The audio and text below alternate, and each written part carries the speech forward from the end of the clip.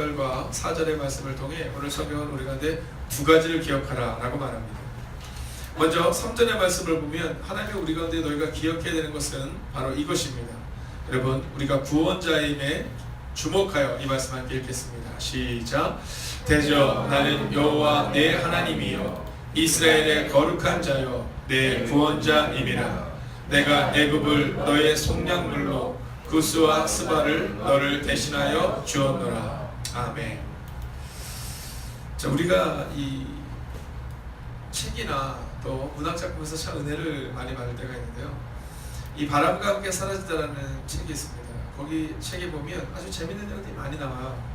근데 그 중에서 이제 부모에게 버림받았다라고 생각하는 한 여자아이가 나옵니다. 이게 누구냐면 소냐라는 아이예요. 근데 이 소냐에게 어느 날 말합니다. 야, 소냐야, 네가 알고 있었던 너의 아버지가 생각했던 그 장군은 너의 아버지가 아니야. 왜냐하면 그렇다면 너를 버리지 않았을 거야 라는 이야기를 합니다. 자, 오늘 성경이 우리가 뭐라고 말하냐면 네가 내 것이다 라고 말해요. 네가 내 것이다. 제가 얼마 전에 버스를 한번 탄 적이 있는데요. 버스 한번 탄 적이 있는데 엄마들이 아기가 막 울면 젖병을 물리는 것을 봤지만 사실 이 버스 안에서 외국인이었는데 버스 안에서 애가 막 우니까 그 애를 이렇게 젖을 먹이는 장면은 굉장히 낯설었어요. 근데 그 장면을 보면서 제가 느꼈던 것은 뭐냐면 엄마니까 할 수 있지 라는 생각이 들더라고요. 엄마니까 할 수 있지. 그럼 애가 막 배가 고파서 막 우는데 아마 이 외국인이 준비를 못했던 듯해요. 옷을 이렇게 주섬주섬 옷을 이렇게 가리고는요. 그리고 애를 이렇게 젖을 먹이는데 어떤 마음이 드냐면 야, 엄마니까 할 수 있지. 우리 같으면 또는 젊은이들이나 또는 나와 상관없으면 할 수 없을 텐데 엄마니까 사람들과 부끄러움 속에서도 그 아이를 젖을 먹이고 있는 거예요. 오늘 하나님이 우리가 뭐라고 말씀하시면 네가 내 것이다 이렇게 말씀하세요. 네가 내 것이다. 네가 내 것이다. 여러분, 사실 우리가 생각해보면 어렸을 때 이 할머니의 그 따뜻한 손길이 느껴질 때가 있습니다.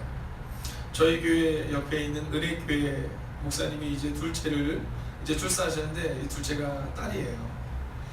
근데 이 딸을 위해서 이제 지방에서 어머니가 올라오신 거예요.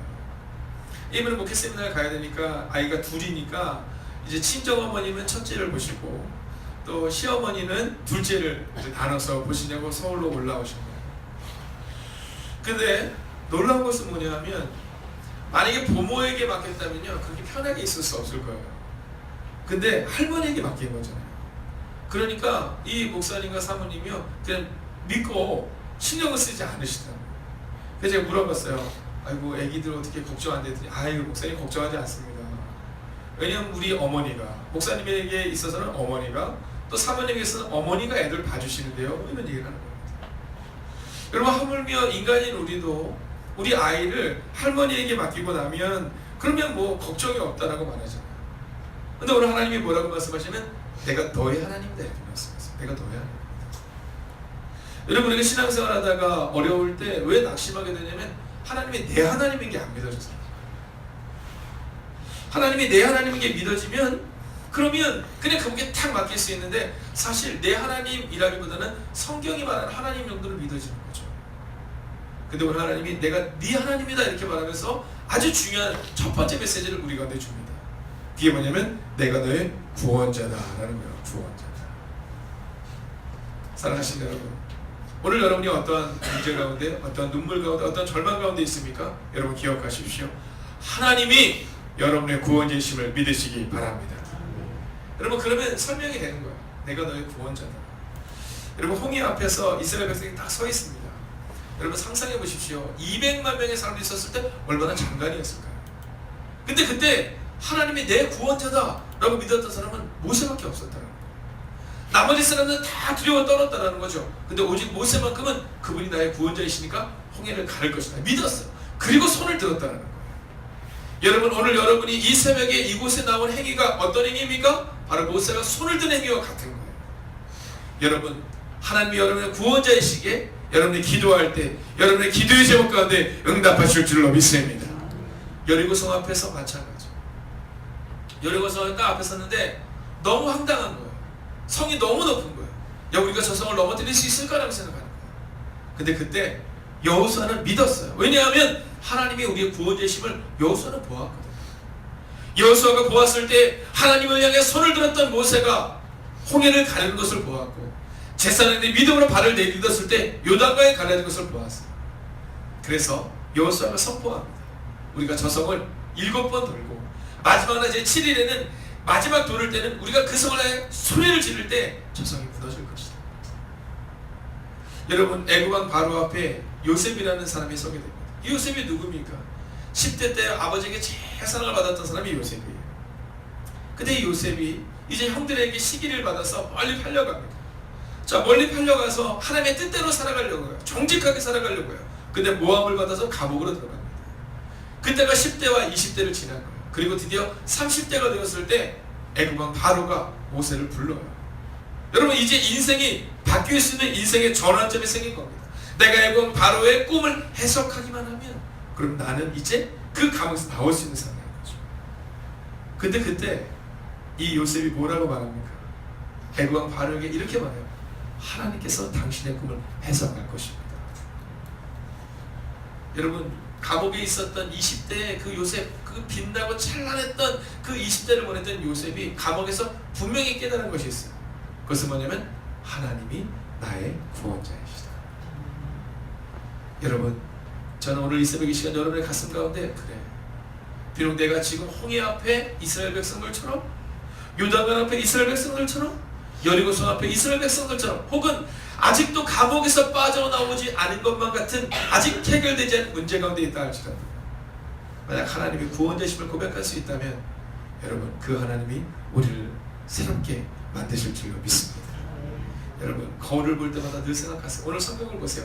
내가 애굽을, 이 애굽이 누굽니까? 그 당시 가장 강력했던 국가 이집트를 말하는 거예요. 내가 너의 성량물을 주었고 구스와 스바를 주었다. 여러분, 구스가 누굽니까? 에티오피아를 말하는 거예요. 여러분, 내가 그 강력했던 이집트라든가 그 강력했던 에티오피아라든가 그 스바가 너를 대신한 성량물을 주었다. 여러분, 하나님 우리를 얼마나 사랑하시는지 그냥 우리가 생각하는 것 정도로, 그냥 박중희 목사 정도, 김용준 장로 정도, 뭐 박주혜 정도, 이하나 정도가 아니라 여러분, 이집트보다도 에티오피아보다도 스바보다도 우리를 더 귀하게 여기셔서 우리를 성량물로 주고 우리의 구원자가 되셨다는 것입니다.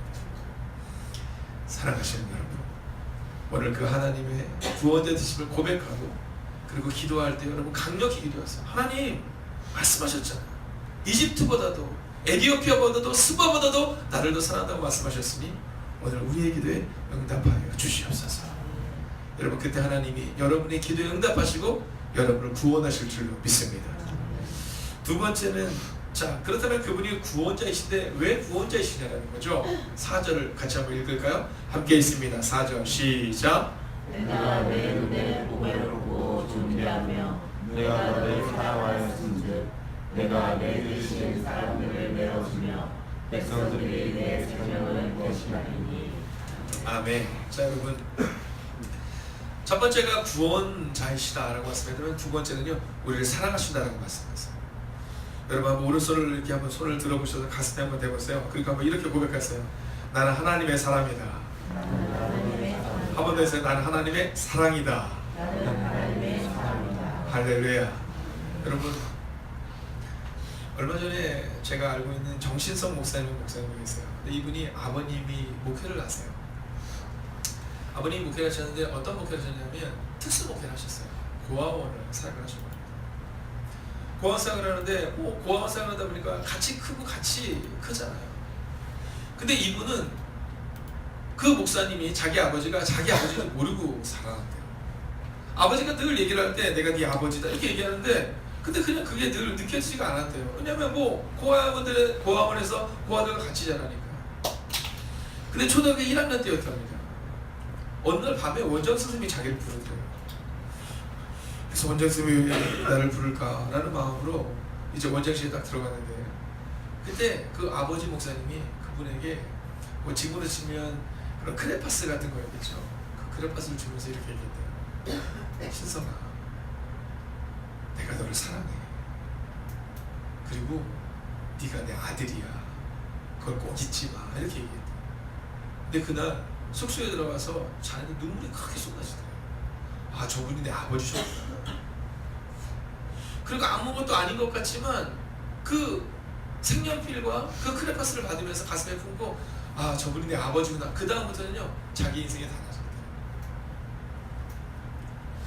여러분, 오늘 우리 가운데 신앙생활을 하고 있지만 그런 여전히 해결되지 아니한 문제가 왜 있느냐 하면 그 중에 하나는 하나님이 나를 사랑하신다는 사실을 우리가 자꾸 잃어버려요. 요셉이 감옥에 있을 때 하나님이 요셉을 정말 사랑하셨어요. 왜냐하면 하나님의 꿈은 요셉이 목동이 아니라 하나님의 꿈은 단 하나였는데 요셉이 민족을 구원하는 사람이 되어야 하는 것이었고 애굽에 있는 수많은 백성들을 구원해야 하는 것이 하나님의 꿈이었다는 거예요. 근데 요셉이 그 감옥에서 하나님의 사랑을 깨닫고 나니까, 여러분, 요셉이 편안한 곳이 아니라 감옥에서 하나님의 꿈을 깨닫고 나고 하나님의 사랑을 깨닫고 나니까 그의 인생이 완전히 달라져요. 그리고 그는 영원히 그리스도 예수를 위해 성령님과 함께 하나님을 위한 삶을 살아가고 지금도 우리 가운데 어떠한 삶을 살아가야 되는지를 보여주는 사람이 돼요. 사랑하시는 여러분, 저는 오늘 여러분들이 정말 그 하나님의 사랑을 경험할 수 있기를 주의 이름으로 부탁드리겠습니다. 그리고 오늘 말씀에서 답을 얻는 거예요. 여러분, 아무리 우리가 감정적으로 하나님이 나를 사랑하신다고 해서 그 사랑이 느껴지지 않아요. 오늘 정말로 우리가 그분의 사랑을 경험할 수 있는 것은 성경에서 답을 찾는 거예요. 요한복음 3장 16절을 보면 이렇게 기록합니다. 여러분, 요한복음 3장 16절을 암송하시는 분들 우리 한번 해볼까요? 시작. 하나님이 세상을 이처럼 사랑하사 독생자를 주셨으니 이는 저를 믿는 자마다 멸망하지 않고 영생을 얻게 하려 하심이니라. 아멘. 여러분, 우리 믿음의 선배들은 또 믿음의 교부들은 우리 가운데 이렇게 말했어요. 성경을 만약에 하나로 딱 요약한다면 그게 뭘까? 그것은 바로 요한복음 3장 16절이에요.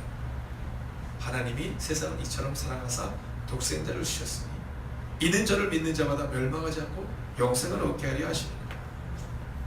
여러분, 세상의 사람들은 예수님이 우리를 위해 죽으셨다는 사실이 믿어지지 않아요. 그러나 오늘 우리는 그 사실이 믿어집니다.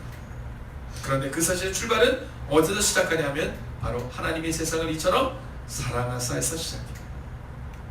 여러분, 오늘 이 새벽 이 시간 혹시 여러분의 가슴 가운데 아직도 해결되지 않은 문제가 있고 눈물과 절망이 있다 할지라도 하나님이 구원자 되심을 믿으십시오. 그리고 하나님이 여러분을 사랑하심을 믿으십시오. 그렇게 오늘 기도하다가 돌아가시는 그렇게 하나님의 은혜를 경험하시는 새벽이 되시기를 주의 이름으로 축원하겠습니다. 기도하겠습니다.